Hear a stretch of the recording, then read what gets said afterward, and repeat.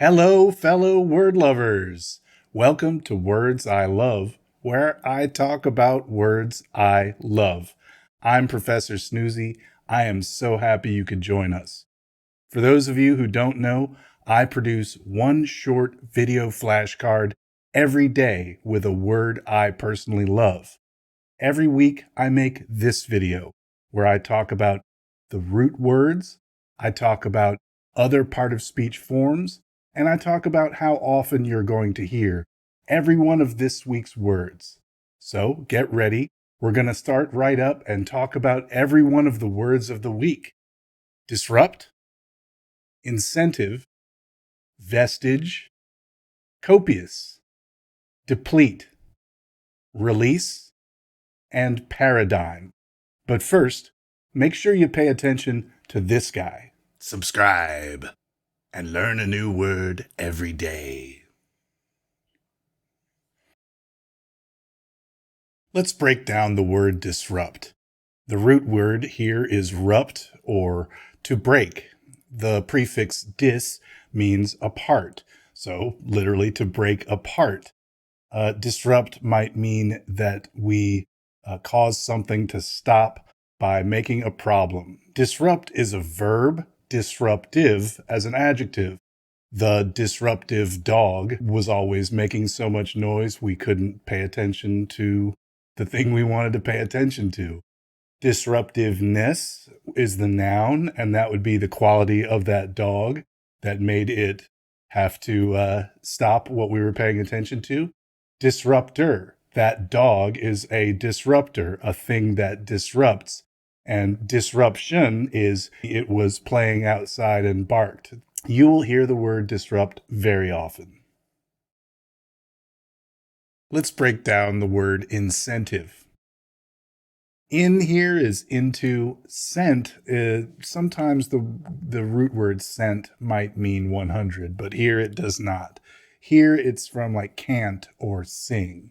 So it means to start singing, like to make the band start singing. It also sounds close to the root of incendiary or to light fire. So incentive means a thing that will make people do more, will work harder.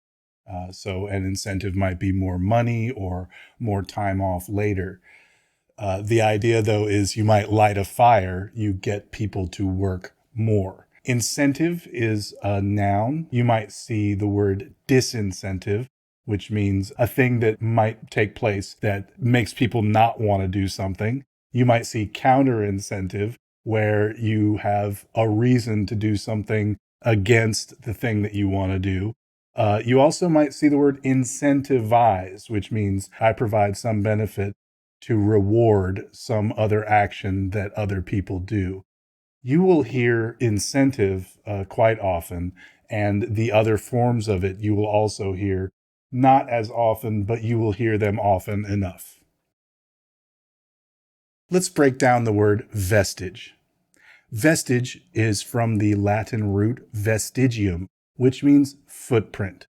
If I see a footprint, I can see where that animal has been. A vestige then means a thing that I see that reminds me of another thing that is not there anymore. If you think about a field with a staircase in it, there used to be a building there. I know that because there is a vestige of an old building there. The word vestige is a noun.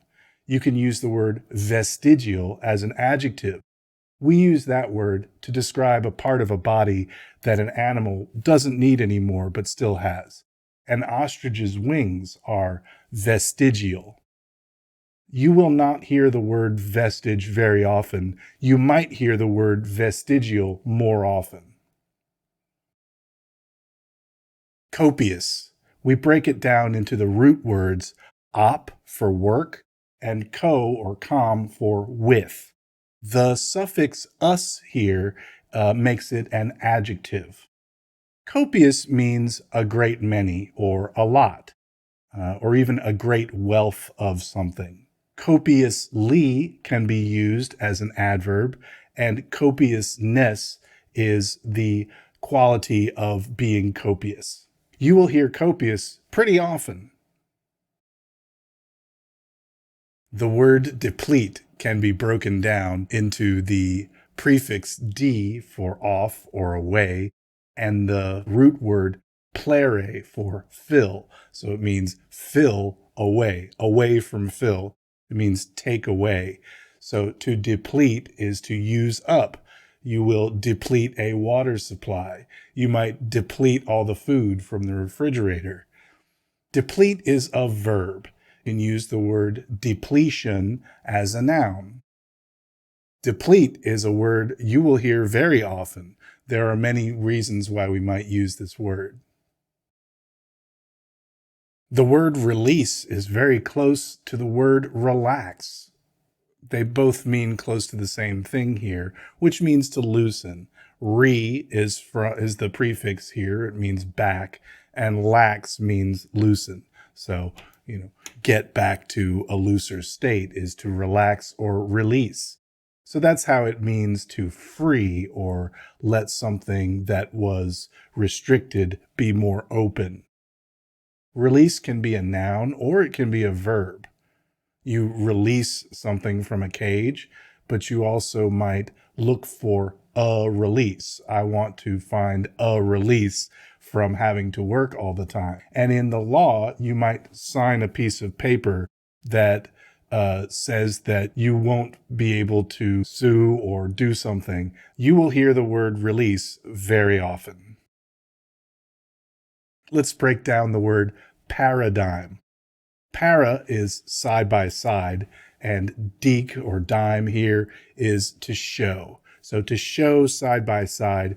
Paradigm means that you understand a whole framework of rules. You understand a whole way that something is supposed to be. And indeed, you can understand it so well, there might be one new model of that framework that you can point to and say, that's the paradigm. That's the thing that we're all comparing everything to. For instance, when Apple came up with the iPhone, they shifted the paradigm of communication and cell phones.